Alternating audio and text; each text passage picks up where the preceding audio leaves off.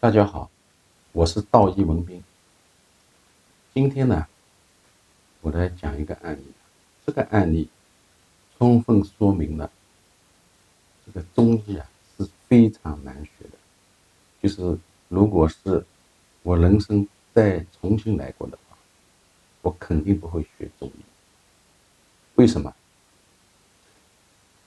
因为自秦以来，我们中国有三大爱好。第一大爱好是健强，不但健强，各种强。第二大爱好烧书，第三大爱好藏书。前面两大爱好我可以理解。藏书是什么？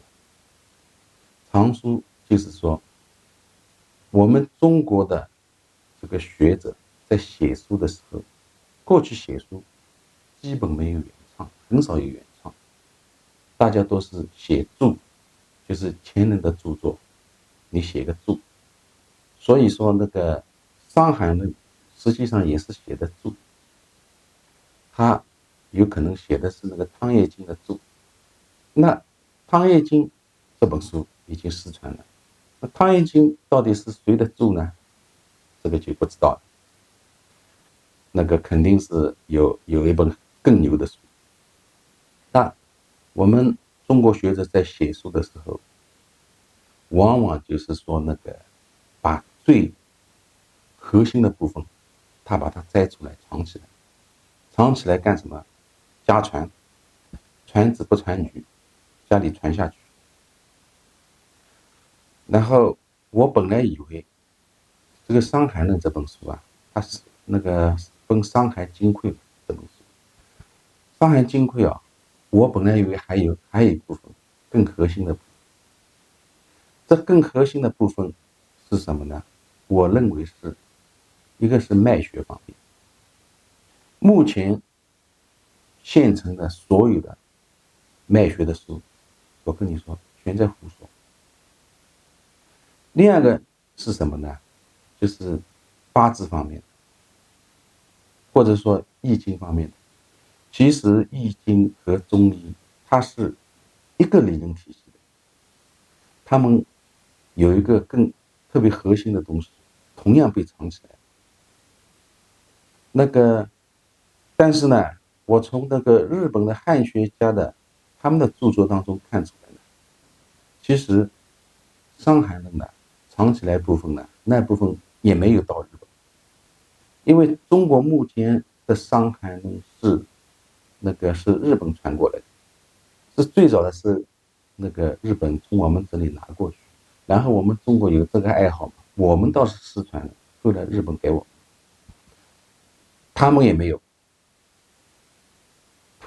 那个我怀疑的第三部分。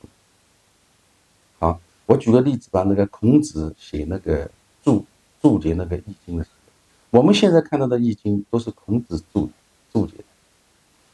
这个易经注解的时候，孔子就把那个易经最核心的部分，就是预测算命的部分，他打走了。目前预测算命只剩下了那个铜板，用铜板来算。那这个是最基础的。那个预测，中国的预测的话有很多专业，博大精深。我想这个易经里面肯定都会有，但是可惜没了。你看，像孔子这种大家大师，他会干这个事情，那其他人更会这么干。所以我说那个我们目前的中医的著作真的是很可怜，关键的东西都失传了。然后那学生学得很困难，就联系到今天这个案例。你看今天这个案例，她是一个女的，20岁左右，她的病就是喝水就吐，基本上吃什么都吐。而且她很奇怪，她这个病发生的时候就是在月经第一天。那月经好了以后，她人就是样样好，看不出任何病态。然后这个人看上去呢面色很差，他没有什么精神。然后他在月经第一天，他往往呢就是胃痛、心下痛，剧烈的心下痛。然后你给他中药喝，喝了就吐出来，喝水也吐出来，它拒绝一切的这种饮食一类的，那个吐出来都是那种浑浊的那种水液。那和吐的前面呢，它心下胃的很痛，吐后以后呢，稍微会轻松一点，脉呢比较浮，比较快，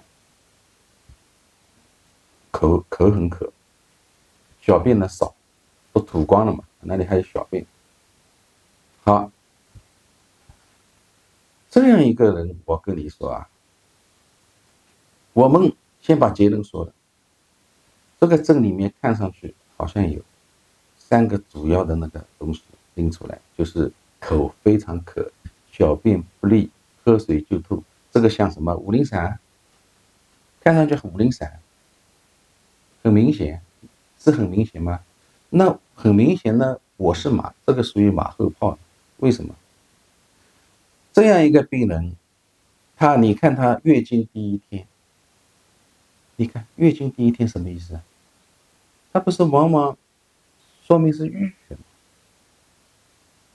那为什么你往五苓散方面靠呢？好，那个还有一个问题很重要，胃痛，胃痛的很厉害，心下痛。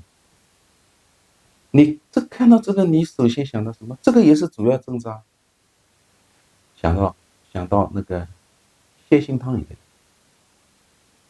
对吧？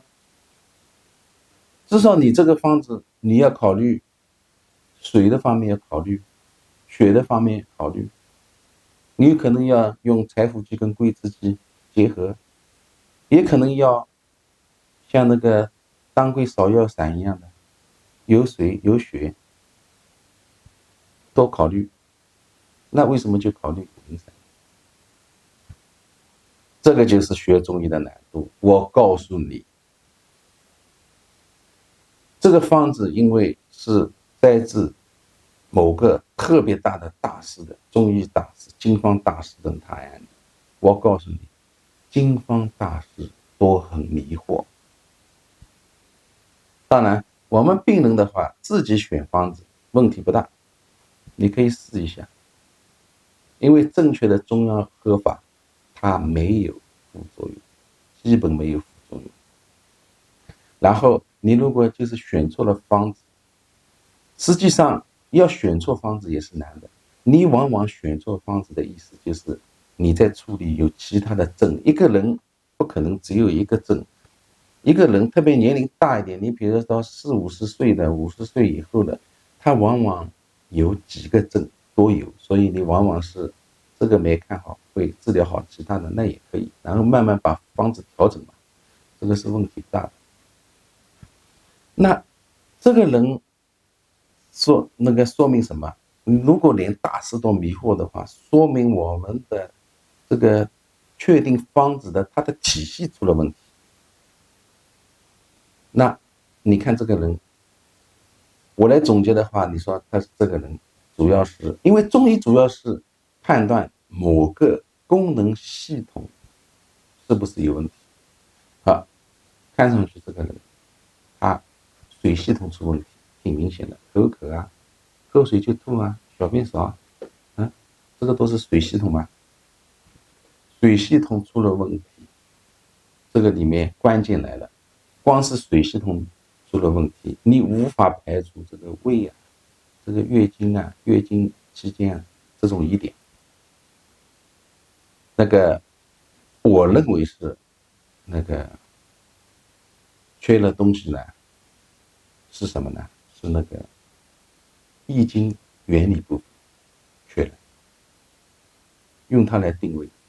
你比如说我研究出来的用八字来定位，我用八字可以看出这个女子她哪一个脏腑是虚的，就是当下，那我可以通过她的症状，结合她的八字，我可以来那个判断出更好的判断出方向。或者说第二个什么呢？脉学，目前的脉学即使像平浮脉学一样，你看他写的很花哨，但是我告诉你，根据我研究出来的脉学，脉学是非常重要，但是脉学其实它很简单，但是它非常重要，在中医里面有时候那个可以说是最重要的部分。那个我的体系里面，八字和八脉它是可以互相替代的，所以能够远程的那个诊病看病。但是即使我跟你说，你这个女子的话，她知道这个水系统出问题，水的功能系统出问题，然后她有了这个八字，有了这个八脉，我告诉你，其实她还有一些难度去判断，就是用什么方子，但是可以说是简单多了。目前我都是这么干的，所以我说，这个人，当然他是用五苓散啊。一般的话，只要口渴，只要小便不利，就可以用五苓散。当然，古文里面写的更那个多一点。其实应该我们研究这个应该以古文为主。好，这个人五苓散，五苓散是它解决呢，它里面那个有那个茯苓、白术，有泽泻，有猪苓，有桂枝，它主要是解决这个水逆，水反过来跑了。那这个人就是水反过来跑了，喝水就吐。其实很重要一点就是，你看有些人喝了酒以后啊，稍微喝醉一点，他吐，其实这个人也是基本上就是有五苓散症的。哎，我们可以喝点五苓散，那个喝酒以前以后平时可以喝点。这五苓散这个用非常重要，非常重要，非常常用的。过去古人他出去旅行的话，他为了防止食物中毒，他那个经常性或者是他会那个防止感染一些那个疾病，他常用五苓散，多喝点再出去。这个人呢，所以说他有可能是那个三焦系统呢，他本来就有缺陷，然后碰到这个月经呢，月经呢当然有可能血瘀，会引起血虚。那血虚，血里面本来就有水啊，所以他的水系统紊乱，可以理解。当然，理解起来有难度。好，那个希望大家在研究中医的时候，不要去忘了研究易经，这很重要，很重要。将来我也会把我这个学到的东西传给有缘人。好，那今天就讲到这里，谢谢大家，再见。